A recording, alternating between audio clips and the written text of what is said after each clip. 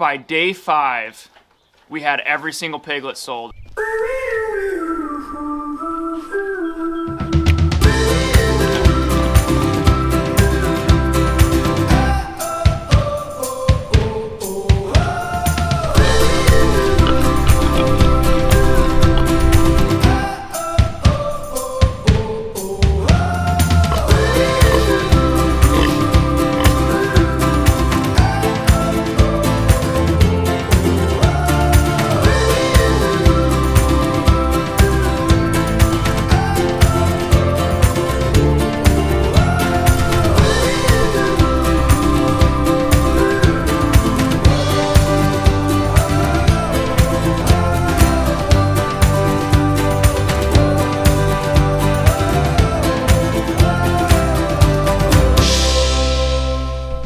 It is a cold but beautiful day here in northeastern Kentucky.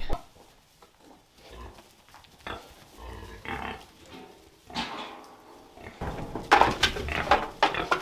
you go. These little guys are doing wonderful. They're growing like crazy. We are keeping 2 of them. We're keeping one of the females as a breeder, and then we're gonna keep one as a feeder to put into our freezer.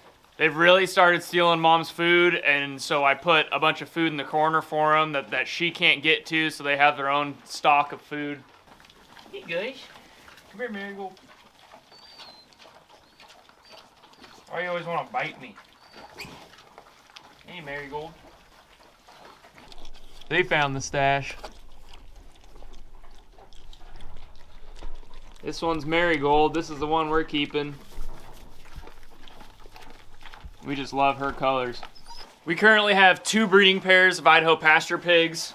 Our first set is Bert and Penelope, which they're outside. We'll go check on them in a little bit. Penelope hasn't had any piglets yet, but I do think she is pregnant. I was pretty doubtful if she was pregnant or not. This is our other pair of Idaho Pasture Pigs. I'm trying to watch what I'm doing. I don't want her to get angry at me being in here. So this is Delilah. This is the one that just had that group of piglets. And when we got them, we weren't too sure if she was pregnant or not, but she was pregnant at the earliest date we were expecting, which is pretty sweet. The reason we went with Idaho Pasture Pigs is because they make a really good quality meat, and you know, you hear all the stories about them being good pasture pigs, eating a lot of grass, and we really like that. We saw, you know, the meat quality, and they were also a more docile, nicer breed of pig. They weren't so, you know, mean, and weren't biting you all the time. You know, we go in our pen with our Boris Samson, and he just wants to rub up on me. He doesn't try to bite me. He doesn't try to, you know, knock me over or anything. So just a really nice pig, and we've been really happy with Idaho Pasture Pigs so far. We knew we were gonna breed them, and we were gonna have tons of piglets, and that's what we were expecting. We weren't exactly sure what we were gonna do with them. You know, we talked about raising a bunch for feeders for ourselves, but you know, Ashlyn and I, we only need 1 or 2 feeders a year, and that, you know, a lot of times that'll leave, in this litter, 8 piglets left over. And so we figured at the beginning we were going to put them up for sale, and, you know, as time goes on, we'll probably start raising them as feeders, raise them out to butcher at, you know, 9 to 10 months old. But on this litter, we decided to just put them all up for sale. We had 4 gilts and 6 boars. We kept one of the gilts, so that left 3 to sell, and then we're going to keep one of the feeders, so that only left 5 of the boars to sell. And all the boars got castrated except one, because one of the people that bought them wanted one intact. All the females are getting registered. All the males probably just going to end up being feeders, so they're not getting registered. But when we bought these Idaho Pasture Pigs and had the first litter, I, you know, made my first post on Craigslist and, you know, all the Facebook marketplaces, and wasn't too sure how people were going to feel about it. I wasn't sure, you know, being out here in Kentucky, it's a much different environment than being back in Washington State, a whole different demographic. You know, I wasn't sure if people were going to want Idaho Pasture Pigs. I figured, you know, it may be a hard time to sell. Kentucky definitely has a market for, you know, a more natural pastured, you know, that whole organic, non-GMO type environment. There really isn't much out here. You know, you call your local feed mills and they don't have organics, which is just crazy. They don't have non-GMO, which is just baffling to me, that even in 2023, there's still no market for that in a lot of places in the country.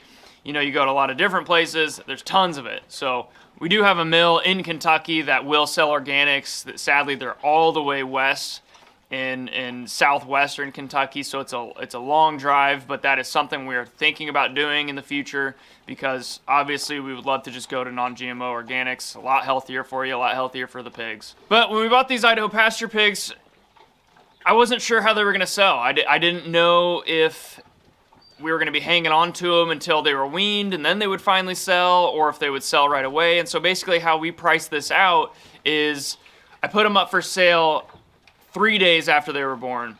And I basically said, here's how much we're charging per gilt, here's how much we're charging per boar that's registered, and here's how much we're charging for feeder. And everybody can put down a deposit, and between 4 and 6 weeks, they'd be ready to go to their homes.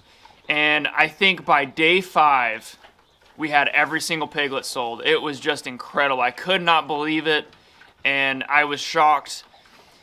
You know, when you're starting farm businesses and really any business, and I learned this with my plumbing business, you don't go gung-ho. You kind of reach out there a little bit. You start to do a little bit of one thing, see if it takes, and if it doesn't take, then either you adjust it or you don't do it at all. And it all depends on the people in the area. If all the people in this area want potbelly pigs, these Idaho Pasture Pigs aren't going to sell. These Idaho Pasture Pigs take 9 to 10 months to grow, whereas just a regular Berkshire may take 6-7 months to grow. So, and you can buy the piglets for $50 a piece. These piglets are a lot more expensive because of the type of breed they are.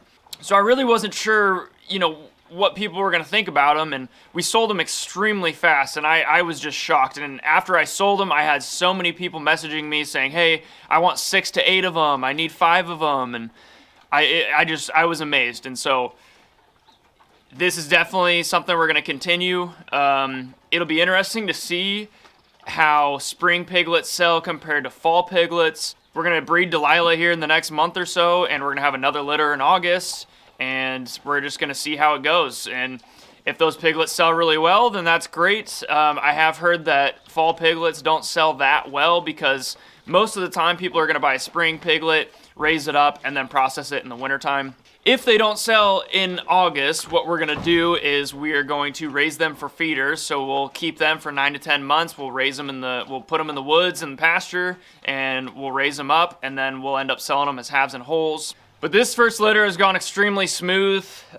We do have one piglet that I think got stepped on, and so his hoof's a little beat up. So we're going to be cleaning that up today and trying to get him a little better. He's got a little bit of a limp. I thought it was maybe a joint issue, or maybe, you know, mom stepped on him and sprained his leg or something, but that wasn't the case, so that's really good news. Let's go check on Penelope and Bert and see how they're doing. I think Penelope is pregnant. I think she's pregnant, and I might just be hoping she's pregnant and not actually think she's pregnant, but yeah, I hope she's pregnant because she's a really good Idaho Pasture Pig, really good genetics. Maybe I'll make another video on what good genetics of a Idaho Pasture Pig looks like, because we've learned a lot since we first got our Idaho Pasture Pigs. Good morning, guys. Good morning, guys.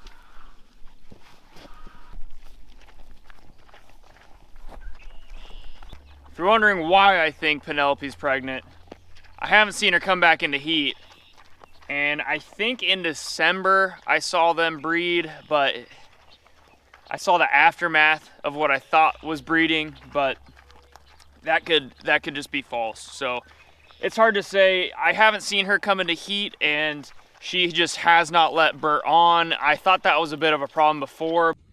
Well, I'm gonna interrupt this video. I'm using my iPhone right now, but I was looking out the window of the house, and I noticed that Bert was trying to mount Penelope, and sure enough,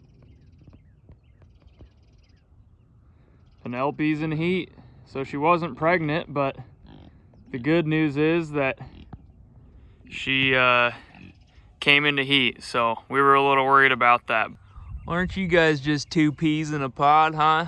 Good job, Bert. Good job, Penelope. Maybe you can settle down now, Bert, because you did your job. Good job, Penelope. Yep, that's a good piggy.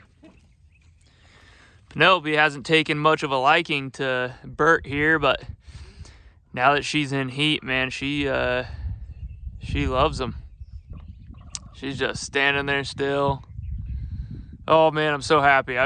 It's a bummer she isn't pregnant already, but it's good news that she's coming into heat and they've bred, and we're gonna go ahead and mark this day down on the calendar, and in 3 weeks, or in 3 months, 3 weeks, and 3 days, maybe we'll have some piglets. But Penelope is a really good looking pig. She has a really good snout.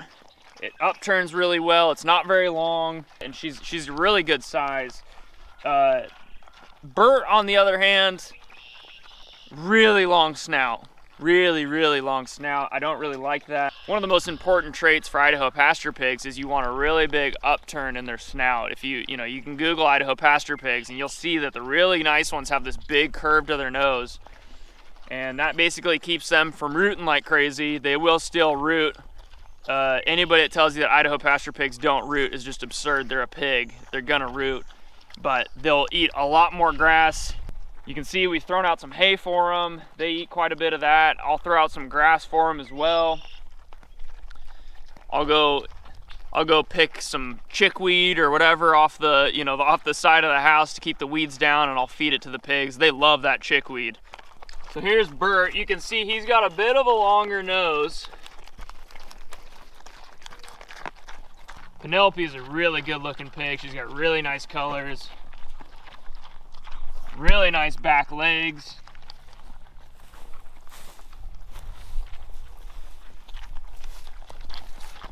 And you can see she's got a nice upturn to her snout. A lot more than Bert does, and it's a lot shorter. It's not as long. But these guys have pretty much destroyed every bit of living thing in this patch that I gave them. All the grass is dead, and they've just tilled it like crazy. So really, it's time to move them out of here, and I think what I'm gonna do is I'm actually gonna set up a little pen. We had the cows in this barn right here. They are out on pasture now, which we're also gonna move them today to a new piece of pasture. But they were in here all winter long, and I just kept adding sawdust and deep bedding them. And so what I'm gonna do is I'm gonna put either Bert and Penelope, or maybe just Bert by himself, and we're gonna put him in there, let him root it up like crazy, turn the soil, and possibly harvest it this year, but most likely we'll harvest and take all the compost out of there next year. So my plans for these fields, I don't know if you can see, but way back there we got some green grass growing. So that is ryegrass that I planted, that's annual rye. In this field, I bought some turnip seed. I am going to be planting some turnip and ryegrass in this big field, because this field hopefully will be kind of our winter pasture for the pigs. Right now, we have our pigs in that barn right there. That's where Delilah, the piglets, and Samson are at. And we want to change that around a little bit. We don't like having them in there. We'd like to make that into a walk-in cooler / garage / butcher area, because it's really easy to take power to that barn. So we're probably gonna be doing that as well. But we would like to have all of our animals in this extremely large barn here. There's just so much space in it. We might as well do it. And it'd be perfect because we can put stalls right here and give them access to this big pasture in the wintertime. In the spring, summer months, fall, we're probably just gonna pasture them through the forest, at least most of them.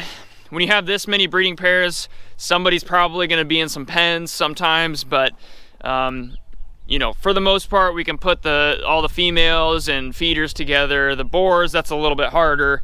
We have tried putting Samson and Bert together, and that did not turn out very well. Samson and Bert were just fighting like crazy, and I know there's a pecking order, but I think with the sows around and the gilts around going in heat, I think they were probably getting a little too aggressive, so we just decided to separate them again. We're gonna be using those soon. Hey, if you're wondering how this lady's doing, she's actually doing pretty good. She's surviving.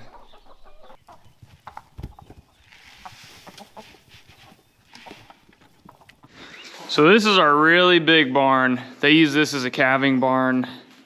They would raise about 150 calves, and then back out where the pigs are at over there is where they would have a little run for the calves. So this is where we had our cows over the winter time. You can see there's a bunch of cow pies, and it's built up quite a bit. In some spots it's probably about 1.5 feet. So We're gonna put some pigs in here. They're gonna turn this up, turn it into compost. I don't know if it'll be compost this year, but hopefully next year. And we even finished out the season with almost two full bales of hay left. Let's go see how those cows are doing.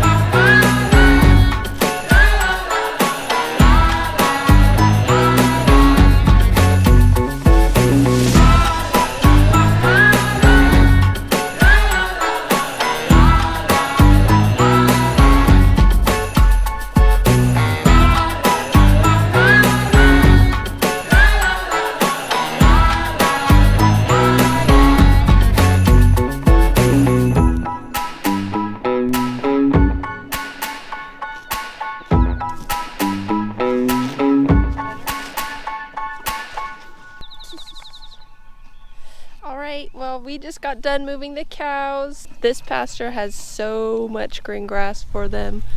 Zach's over there admiring Rosie eating all of her yummy, yummy grass. And Millie's over here hanging out with me. All right, we'll see you in the next one.